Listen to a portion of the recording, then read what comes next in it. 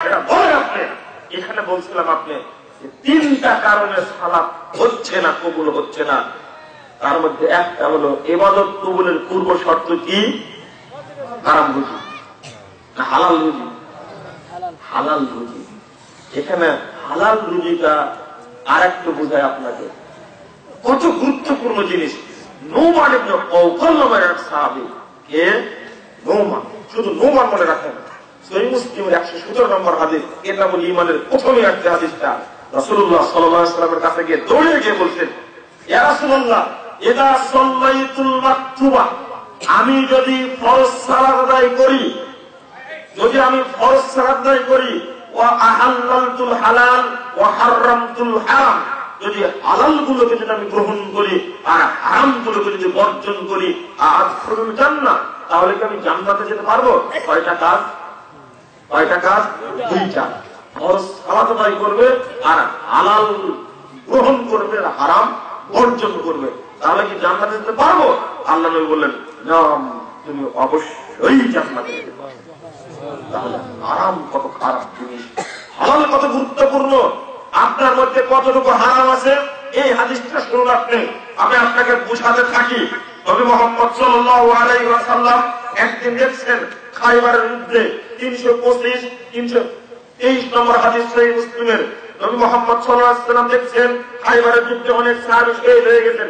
সাহাবীরা বলছেন, ফুলান শহীদ, এই ব্যক্তি শহীদ হয়েছে, ফুলান শহীদ, এই ব্যক্তি শহীদ হয়েছে, ফুলান শহীদ, এই ব্যক্তি শহীদ হয়েছে।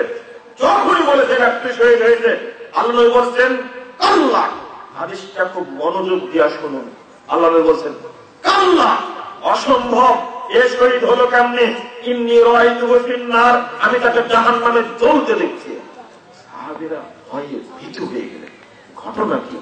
একজন সাহাবী যুদ্ধে গেছেন, যুদ্ধে অংশগ্রহণ করছেন, যুদ্ধে মারা গেছেন, ও আবার জাহান্নামে। আল্লাহর নবী যাকে জাহান্নামে বলেছেন ও জান্নাতে যাবে? সাহাবীরা খুঁজতে থাকলেন। হঠাৎ করে তার ব্যাগের মধ্যে পেয়ে গেছেন একটা ছোট্ট রুমাল, একটা পুরাতন রুমাল, যেটা মাথায় দেওয়া হতো। এই রুমালটা তিনি গনিমতের মাল থেকে নিয়েছেন, বন্টনের আগে আত্মসাৎ করেছেন ছোট্ট রুমাল। আল্লাহর নবীর এই ভাষণ শুনে সাহাবীরা যে যা নিয়েছিলেন এই তো নিয়ে এসে ফেরত দিচ্ছেন আর বলছেন, ইয়া রাসূলুল্লাহ, আসাবতুহু মিনাল গরামিন ক্বাবলা মাকসামিন ওয়া যা বিশিরাকিন আও শিরাকাইন, একটা ফিতা অথবা দুইটা ফিতা নিয়ে এসে বলছেন, আল্লাহ নবী, এই ফিতা নিয়েছিলাম গনিমতের মাল থেকে, এটা আমি দিয়ে গেলাম। আল্লাহ নবী বলছেন, ধরে বলছেন, শিরাকুন ফিন-নার ওয়া শিরাকান ফিন-নার, সাহাবীরা, এই একটা সুতাও তোমাকে জাহান্নামে জ্বলাবে, দুইটা সুতাও তোমাকে জাহান্নামে জ্বলাবে, জ্বলাতে পোড়াতে পোড়াতে তোমাকে অন্ধকার বানাবে। এবার কি বুঝলেন? এবার আপনি কি বুঝলেন? আত্মসাৎকে বুঝতে পারলেন? একটা সুতা। আমি আপনাকে আশ্চর্যজনক একটা কথা বলি, সাহাবা কেরাম রাসূলের ওই কথা শোনা মাত্রই যে যা নিয়েছিলেন সঙ্গে সঙ্গে জমা দিয়ে দিলেন। আপনাকে আমি সময় দিলাম 15 বছর, যা আত্মসাৎ করেছেন হাদিস শুনলেন আপনি, 15 বছরে আপনি জমা দিবেন কিনা ওই লোকের কাছে আমার বিশ্বাস হয় না। বুঝেন না কোনো কথা? সাহাবীদের মধ্যে কত ঈমান ছিল, ঈমান কত পুক্ত ছিল, কত পাকা ঈমান ছিল তাদের মধ্যে। বলা মাত্রই সাহাবীরা কি করলেন? একটা সুতা, একটা ফিতা, এগুলোর দাম আসলে বলেন দেখি, এটাও নিয়ে এসে জমা দিচ্ছে আল্লাহ রাসূলের কাছে। আল্লাহ নবী, নিয়েছিলাম, দিয়ে গেলাম, নিয়েছিলাম, দিয়ে গেলাম। এবার উল্টা আল্লাহ রাসূল বলছেন, যাই বলো, একটা সুতা বলো আর একটা দুইটা ফিতা বলো, এই তাই তোমাকে জাহান্নামে পুড়ায়া পুড়ায়া পুড়ায় তোমাকে অহংকার বানাবে। তাহলে এবার আপনি হিসাব করুন, কার কত টাকা আত্মসাৎ করেছেন আপনি। আজকে গোপন রাখলেও কালকে কবর থেকে উঠলেই প্রকাশ হয়ে যাবে, এটা কি জানেন আপনি? আজকে আমি একা জানলাম, আমি আত্মসাৎ করেছিলাম আপনার চাউল, আপনার ধান, আপনার গম, আপনার টাকা আত্মসাৎ করেছিলাম। আমি আজকে আপনাকে ডেকে দিয়ে দিলাম, আপনি আর আমি জানলাম। এতদিন আপনি জানেননি কে আত্মসাৎ করেছে, আজকে জানলেন না। কিন্তু এটা ফেরত না দিয়ে যদি আগামীকাল কিয়ামতের মাঠে যদি আপনি রওনা যখন দিবেন কবর থেকে উঠেই, তখন দেখবেন যে যা আত্মসাৎ করেছে সবগুলো তার মাথায় বহন করে নিয়ে যাচ্ছে। কোরআনের আয়াত সূরা আল ইমরান 161 নম্বর আয়াত বলেন, ইয়াতি বিমা ওয়াল্লাহা ইয়াউমাল কিয়ামাহ, কিয়ামতের মাঠে ও বহন করে নিয়ে আসবে যা আত্মসাৎ করেছে। যৌতুকের নামে তুমি মোটরসাইকেল নিয়েছে, পালসার গাড়ি, এই গাড়ি কালকে তোমার ঘাড়ে থাকবে। তুমি ফ্রিজ নিয়েছো শ্বশুরের কাছ থেকে জোর করে, ফলে বলে কৌশলে, ফ্রিজ কালকে তোমার কিয়ামতের মাঠে ঘাড়ের উপরে থাকবে। মসজিদ তৈরি করতে টাকা দিয়েছি, জনগণের টাকা, রড কেনার টাকা 1.5 লাখ টাকা তুমি মারলে, এই 1.5 লাখ টাকা রড কালকে তোমার ঘাড়ের উপরে দেখতে পাই মুসল্লিরা। কোথায় পেলে রড? মসজিদ তৈরি করতে দিয়েছিলে তোমরা, এই রড আত্মসাৎ করেছিলাম, ঘাড়ের উপরে থাকবে। যে যা চুরি করবে, এই মোবাইলটাও যদি আপনি চুরি করেন, আত্মসাৎ করেন, মোবাইলও কালকে ঘাড়ের উপরে থাকবে।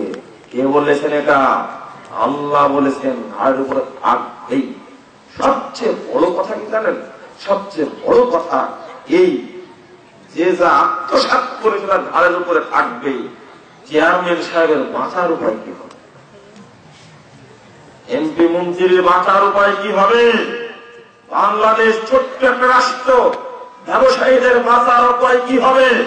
এই দেশ থেকে কোটি কোটি টাকা চুরি করে বাহির রাষ্ট্রে নিয়ে গিয়ে আমেরিকায় এক বাড়ি করেছে, লন্ডনে এক বাড়ি করেছে, কানাডায় এক বাড়ি করেছে, বাংলাদেশ অর্থ চুরি করে নিয়ে গিয়ে কাল কিয়ামতের মাঠে এই সমস্ত বাড়িগুলো তার ঘাড়ের উপরে থাকবে, এরা নিয়ে উপস্থিত হবে। বাঁচার কোন পথ নাই। 1 নম্বর কথা শুনুন, 1 নম্বর ঘাড়ের উপরে থাকবে এইগুলো। এখান থেকে যদি ওকে চলতে বলা হয়, কিয়ামতের মাঠ যদি হয় আরাফার মাঠ, যদি হয় আরাফার মাঠ, আর এখান থেকে হাঁটতে হবে ওইগুলো নিয়ে 7,500 কিলোমিটার রাস্তা। ওকে বহন করে রাখতে হবে 50,000 বছর বহন করে রাখতে হবে। বিচার হতে কত সময় লাগবে? 50,000 বছর। 2 নম্বর হলো এই আত্মসাৎ করার কারণে জনগণের মাল আত্মসাৎ করেছে, জনগণের কাছে ফেরত না দেওয়া পর্যন্ত দোয়া কবুল হবে না, আল্লাহ ক্ষমা করবেন না। 4 নম্বরটা হলো গুরুত্বপূর্ণ, এতগুলো নিয়ে হাজির হওয়ার পরে শেষে কোথায় যেতে হবে? জাহান্নামে। বাঁচার পথ নেই। আপনি কার কতটুকু আত্মসাৎ করেছেন আপনি নিজে হিসাব করুন। যদি কারো জবরদখল করে জমি যদি ভক্ষণ করে, আপনি 2 বিঘা জমি ভক্ষণ করছেন জোর করে। জোর করে মানে বোনরা 2 বিঘা জমি পেত, বাপকে ফাঁকি দিয়ে রেজিস্ট্রি করে নিয়েছেন, মামলা করে আর পারছে না, বাপ দিয়ে গেছেন আর কিছু পারার নাই, ওই বাপও জাহান্নামী, বেটাও জাহান্নামী। খবরদার, খুব কঠিন জিনিস এটা। সবচেয়ে বর্তমান সময় কঠিন কাজ হলো ফাঁকি দিয়ে বোনের জমিগুলো ভাইয়েরা রেজিস্ট্রি করে দেওয়া। 1, 2 নম্বর, 2 ভাইকে বাদ দিয়ে বড় ভাই বাপকে ফাঁকি দিয়ে জমিগুলো নিয়ে নিয়েছে। কাল কিয়ামতের মাঠে এই জমিগুলো আপনার ঘাড়ে থাকবে। এতটুকু জমি কেউ আত্মসাৎ করলে কতটুকু জমিন পড়ে দেওয়া হবে ঘাড়ে? জমিন 7টা স্তর আছে, সবই ওর ঘাড়ে পড়িয়ে দেওয়া হবে। আপনার মনে বিশ্বাসই হয় না, তাই না? 1 বিন্দু পরিমাণ ত্রুটি নেই। আমি এখানে এসে বলতে চাচ্ছিলাম, আপনি আরাম যে খাচ্ছেন, আপনি নিজে উপলব্ধি করছেন না কেন? আসছেন না কেন? আপনি যে হাদিস শোনালাম, এই হাদিস যদি একটি হাদিস বাস্তবায়ন করা হয় বাংলাদেশে, বাংলাদেশ 6 মাসের মধ্যে ধনী রাখতে পরিণত হবে ইনশাআল্লাহ। কারণ এই যারা চুরি চামারি করে সবগুলো ফেরত দিতে হবে এদেরকে। নিঃসন্দেহে চুরি সবাই করে, কে ফেরত দিবে বলেন? ছোট থেকে বড় পর্যন্ত, সাধারণ নেতা পর্যন্ত খায়। কি করবেন আপনি? এই হাদিসগুলো কি জন্য?